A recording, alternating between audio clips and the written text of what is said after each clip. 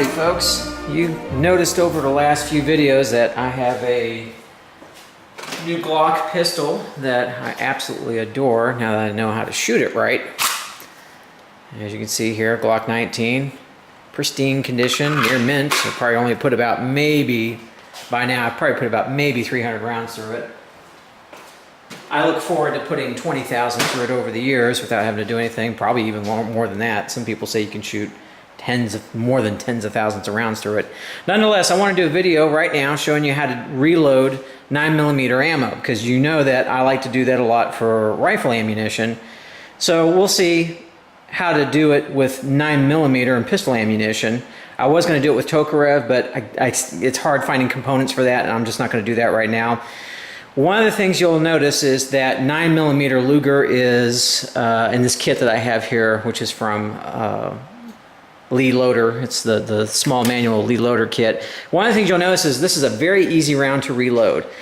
You don't have to crimp the bullet. You don't have to, you do have to resize the bullet. The die does all that for you, but there's a lot of steps that you sometimes have to do with pistol ammunition that you don't have to do with this.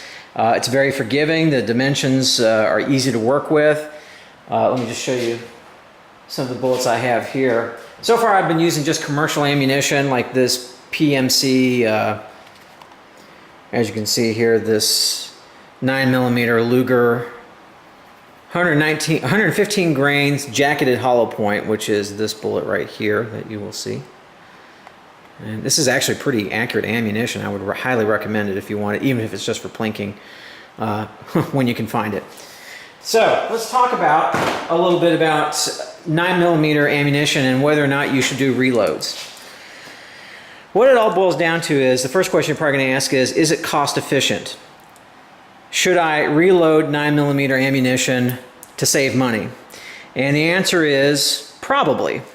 And I'll explain in a minute why. Basically, right now, as you all probably know, it's very hard to find 9mm ammunition without really scouring the internet or waiting for the shipment to arrive at Cabellas or Academy Sports at just the right time.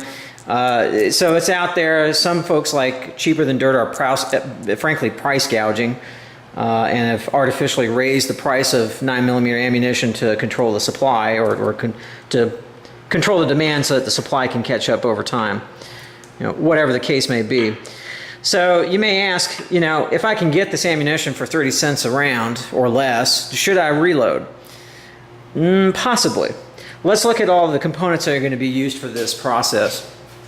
First, you got to have the kit, and I don't include this in cost calculations only because it's a one-time charge, and after you start reloading habitually over time, it's a negligible cost. This has gone up. These are hard to find. This is a 9mm kit, and it's the hand load kit. It's not the one with the press or dies you use for the Lee press that I have. So you have to get used to that, and you have to do everything slow and manual. But I wanted to have a kit just to kind of test it out and see if it's worth doing.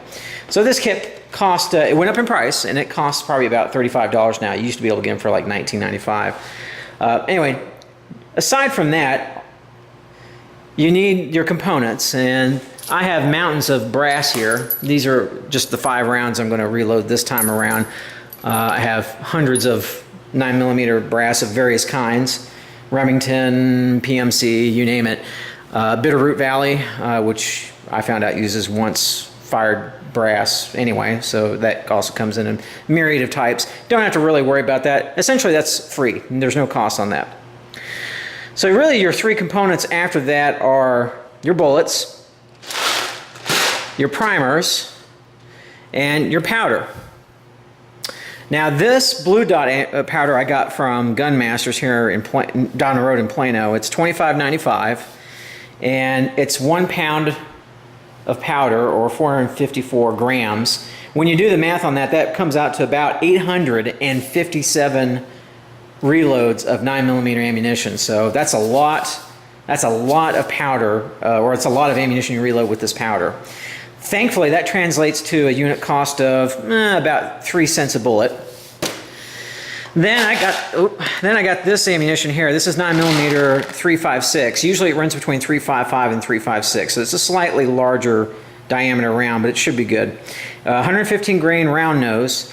This is plated bullets, copper jacketed plated, you know, kind of similar with slight differences, and for if you're a reloading snob, you'll adjust accordingly. But right now, it's so hard to get powder and bullets and primers that I'm just lucky to have what I have. So you have 250 bullets here, and I think I paid like 40 bucks for that. So it comes out to about, this is probably the most expensive item. It probably costs about 15 cents a bullet or a round here.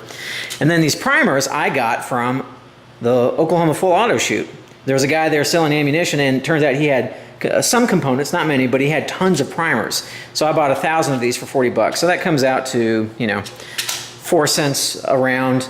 You know, if you go to some places, it's like $65 for 1,000.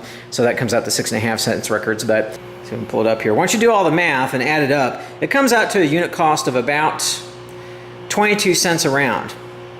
So if you're paying 30 cents a round or more, then yeah, this is a pretty good deal, and you should do it. If ammunition ever gets cheaper than that, and sometimes it does, I doubt that's going to be the case anytime in the foreseeable future, but if it does, then reloading may not be, you know, the most cost-effective means of going. So then the next question is, should you reload for better, more accurate bullets? Well, absolutely. However, it all depends on the kind of bullets. These are just, you know, round nose. So you can see there, there's a flat bottom. It's not boat-tailed or anything. This is the cheapest of the cheapest, you know, round nose, solid 9mm bullets I can find. Even Sierra didn't have any. I had to go to this brand called Barry's. I don't know. This came from Cabellas, so I have no idea. I've never used these guys before. I've heard them. I guess they're okay. But in any event, so those are the components you have. As you can see, cost-wise, it usually is more efficient to reload. The other tools we're going to need today are, you're going to need your digital readout measuring device, or micrometer, or whatever you want to call it. You're going to need a mallet, because you're going to do a lot of hammering in this. You're going to need a scale. You can use the powder gauge, but I find out that it's, especially with this blue dot stuff, it's way off. You're going to have almost 1.5 to almost 2 full scoops of that blue dot stuff to actually make it effective and useful, or to meet within the definitions in the Modern Reload Handbook here, which I have. And this is good to have because while the kit comes with one, it only has the most popular brands, the more common brands. If you want to use something like Blue Dot, which tends to be used for heavier loads or heavier grain bullets or whatever, having this manual really helps, because it'll give you an idea of how to compensate or adjust for, you know, slightly smaller bullets or bullets that you don't normally use for that specific type of grain. So we have all that. We also have a chamfer.